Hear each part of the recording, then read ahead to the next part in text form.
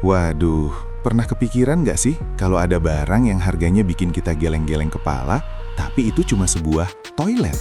Bukan sembarang toilet, ini toiletnya kapal perang. Lo bayangin, sebuah kloset doang di kapal perang super canggih bisa bikin anggaran militer Amerika Serikat jebol. Ini bukan candaan, tapi ini kisah nyata dari kapal induk USS Gerald R. Ford. Kok bisa ya? Apa jangan-jangan toiletnya bisa nembak rudal juga? Gini, bayangin aja lo lagi nongkrong di warung kopi langganan, terus teman lo nyeletuk, tahu nggak, ada toilet harganya miliaran. Pasti lo ketawakan. Tapi di USS Ford, cerita itu bukan lelucon. Kapal induk nuklir paling mahal dan tercanggih di dunia ini ternyata punya misteri yang bikin semua orang melongo.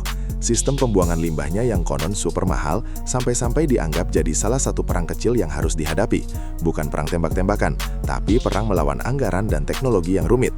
Mari kita bongkar serba satu lampu kelilat ini bisa jadi bintang utama di kapal seharga triliunan rupiah ini.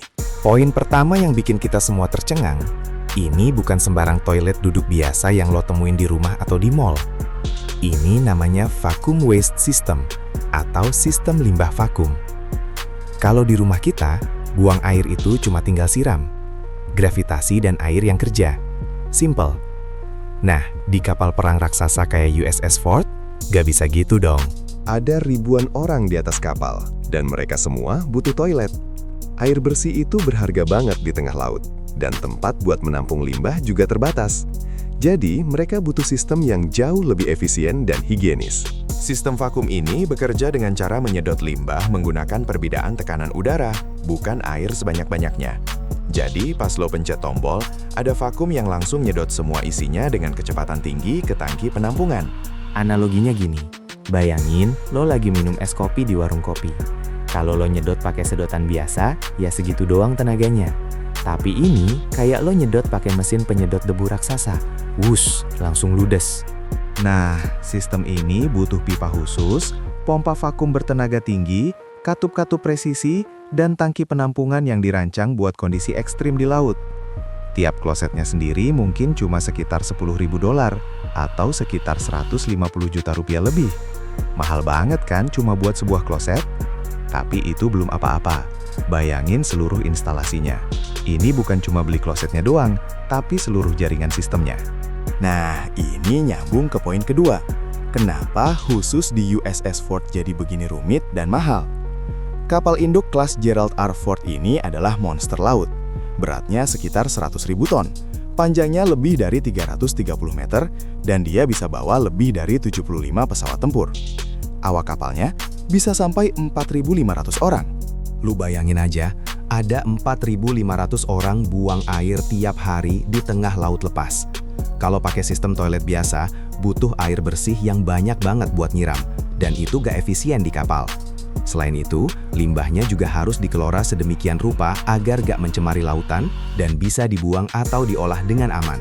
Sistem pembuangan limbah di USS Ford ini dirancang untuk beroperasi tanpa henti selama berbulan-bulan di laut, dalam kondisi apapun, mulai dari laut tenang sampai badai.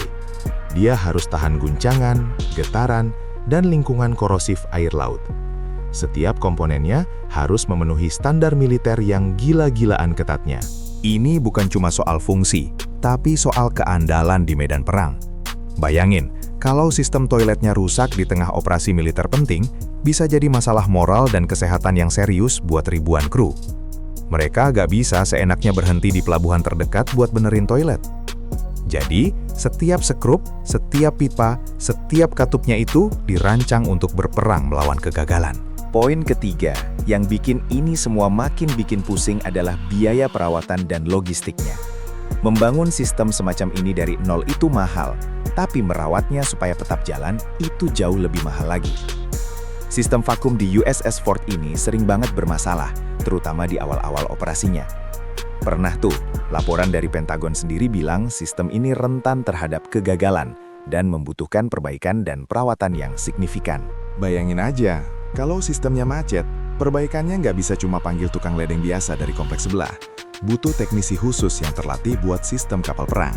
Suku cadangnya juga bukan yang bisa lo beli di toko bangunan. Semuanya harus dipesan khusus, kadang dari pabrikan yang sama yang bikin pesawat jet tempur atau reaktor nuklir. Harganya, ya jangan ditanya. Satu kali penggantian komponen kecil aja bisa bikin tagihan jutaan atau puluhan juta rupiah. Apalagi kalau ada kerusakan besar yang bikin satu blok toilet gak bisa dipakai. Proses perbaikannya bisa rumit dan memakan waktu, dan itu semua membebani anggaran operasional kapal. Jadi perang toilet ini bukan cuma perang teknologi, tapi juga perang anggaran yang tiada akhir. Terus, kenapa sih barang militer itu kesannya selalu mahal banget? Ini poin keempat, terkait dengan filosofi pengadaan militer. Kalau kita beli motor atau mobil, kan ada ribuan atau jutaan unit diproduksi. Jadi, biaya produksi per unitnya bisa ditekan. Nah, alat militer kayak kapal induk ini kan nggak diproduksi massal. Mungkin cuma ada beberapa unit di dunia. Jadi, biaya riset dan pengembangan yang gila-gilaan mahalnya itu harus ditanggung oleh sedikit unit produksi. Selain itu, setiap komponen harus dirancang untuk performa puncak, keandalan absolut, dan daya tahan ekstrim. Ini bukan cuma soal fungsionalitas, tapi juga soal kemampuan bertahan di lingkungan paling keras di dunia. Toilet di kapal perang harus bisa berfungsi setelah kapal kena guncangan keras, atau bahkan setelah menghadapi serangan. Persyaratan ini bikin semua komponen harus dibuat dari material khusus, dengan proses manufaktur yang presisi tinggi, dan melewati serangkaian pengujian yang super ketat. Jadi ya wajar aja harganya melambung tinggi. Mereka membayar untuk ketenangan pikiran bahwa toilet itu akan selalu berfungsi, bahkan di tengah perang sekalipun. Jadi, dari toilet yang seharga miliaran rupiah ini, kita bisa ngambil pelajaran bahwa di balik kemegahan dan kecanggihan kapal perang modern, ada ribuan detail kecil yang bikin kita geleng-geleng kepala. Bukan cuma senjata atau mesin canggihnya, tapi sampai urusan buang air pun bisa jadi kompleks luar biasa. Sistem toilet vakum di USS Ford itu bukan sekedar kloset, tapi sebuah sistem vital yang mencerminkan tantangan rekayasa, logistik, dan anggaran di dunia militer. Ini bukan lagi sekedar fungsi, tapi sudah jadi sebuah perang teknologi dan anggaran yang harus dimenangkan setiap harinya. Gimana menurut lo? Apakah biaya sebesar itu sepadan untuk sebuah toilet di kapal perang? Atau jangan-jangan ada cara lain yang lebih efisien? Coba deh kasih opini lo di kolom komentar di bawah. Jangan lupa juga buat subscribe channel Fakta First ini biar lo nggak ketinggalan fakta-fakta mind-blowing lainnya. Sampai jumpa di video selanjutnya.